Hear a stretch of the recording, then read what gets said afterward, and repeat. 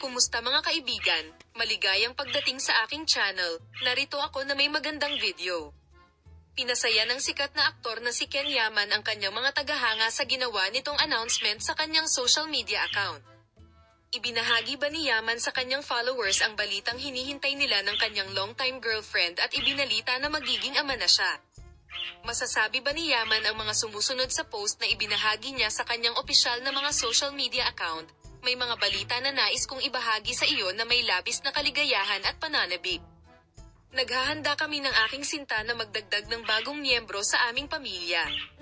Tatay, I am very excited. We wanted to share this beautiful process with you. Please keep your prayers with you. Pag-usapan natin ang masasayang araw natin habang sabay-sabay na kumakain. Habang ang pakikipagsapalaran sa pagiging ama ng sikat na aktor ay yumanig sa agenda ng magazine, ang private ni Ken Yaman. Ang buhay ay pumukaw din ng kuryosidad.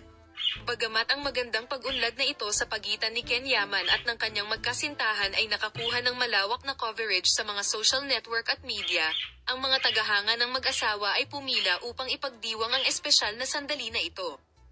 Naghihintay sila ng may labis na pag-usisa para sa mga hinaharap na proyekto ni Ken Yaman at ang kanyang mga pagbabahagi tungkol sa kanyang buhay-pamilya sa masayang panahon ng kanyang malungkot na buhay. Salamat sa lahat ng nanonood balang araw. See you in new videos.